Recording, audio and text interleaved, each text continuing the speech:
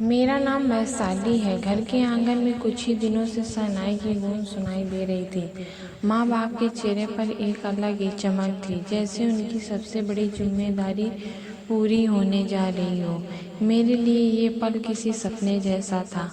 आखिर मेरी शादी तय हो गई थी। रिश्तेदारों और पड़ोसियों की बधाइयों की बरसात हो रही थी। मैं भी मन ही मन नए जीवन की कल्पना में खोई रहती, सोचती कि आने वाला जीवन साथी कैसा होगा, हमारे बीच रिश्ता कैसा होगा और मैं कैसे अपने नए घर में कदम रखूंगी। सब कुछ जैसे बिल्कुल सही चल रहा था।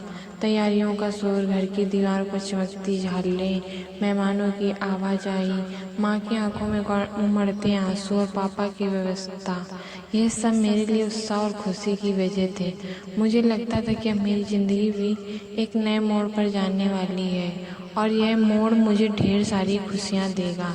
लेकिन तभी मेरी सबसे करीबी दोस्त अचानक मेरे कमरे में आई।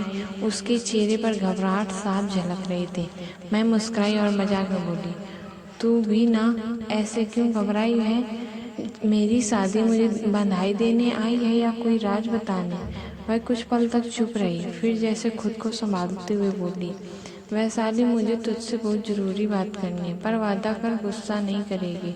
मैंने हंसते हुए कहा, अरे अब बोल भी दे, क्या बात है? उसने धीमे से शब्दों को दबाते हुए कहा, जिससे तेरी शादी तय हुई है वो अंधा है। ये शब्द मेरे दिल को ऐसे चीरते चले गए जैसे कोई तेज तीर सीधे सीने में धंस गया हो।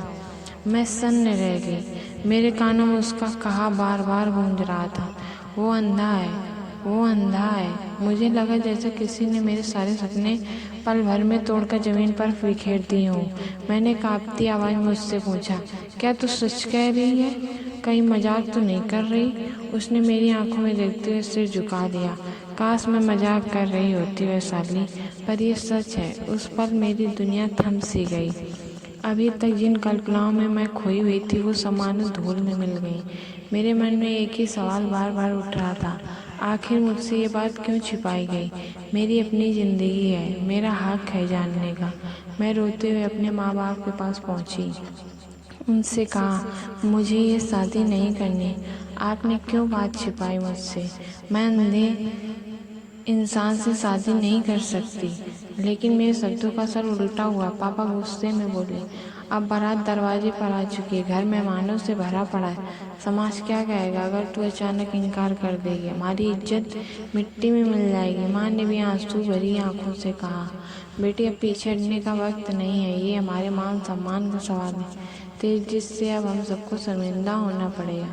उनकी बातें मेरे दिल पर और भारी पत्थर की तरह गिर रही थी।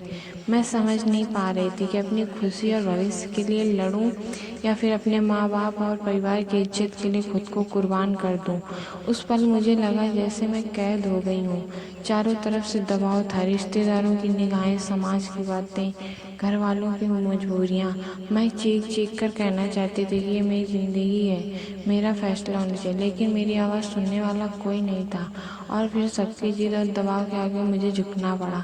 बारात दरवाजे पर थी, ढोल ताशे बज रहे थे, लोग नाच रहे थे और मैं भीतर ही भीतर टूट चुकी थी। आंखों में आंसू भरे हुए थे, लेकिन चेहरा ढकने वाले घूंघट के कारण किसी ने नहीं देखा। विदाई का वक्त था। आंगन में चीख पुकार, रोते कलपते रिश्तेदार और माँ का कांपता हुआ चेहरा, सब मेरे दिल पे छलनी कर रहे थे।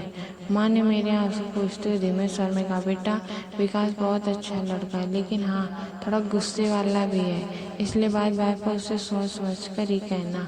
उनकी आवाज़ मेरे दिल पर किसी अनजानी चिंता का बोझ डाल गई। फिर भी मैंने चुपचाप सिर हिला दिया और विदा होकर नए घर की ओर बढ़ गई। गाड़ी धीरे धीरे उस विशाल से बंगले के सामने रुकी। विकास बिना कुछ कहे गाड़ी से उतरा और सीधे मुख्य दरवाजे की ओर बढ़ गया। मैं सुकचाते कदमों से पीछे पीछे चल पड़ी। जैसे ही दरवाज़ा खुला, सामने का नज़ारा देखकर मैं ठिठक गई। घर किसी 5 सितारा होटल से कम नहीं था। चमचमाती संगमरमर की फर्श, दीवारों पर खूबसूरत पेंटिंग और हर कोने में महंगी सजावट। लेकिन अजीब बात यह थी कि वहाँ नौकरों के अलावा कोई और मौजूद नहीं था। न सास, न ससुर, न रिश्तेदार, सिर्फ हम दोनों और कुछ नौकर चाकर। मुझे एक पल के लिए झटका सा लगा। शादी जैसी रस्म के बाद जब लड़की ससुराल में कदम रखती है तो उसे परिवार और अपनापन मिलता है, लेकिन यहाँ सब कुछ अलग था। विकास बगैर मेरी तरफ देखे सीधा अंदर चला गया। मैंने गौर किया कि वह हर जगह बिल्कुल नाप तोल कर आत्मविश्वास से चल रहा था, जैसे उसे घर के हर कोने की पूरी जानकारी हो।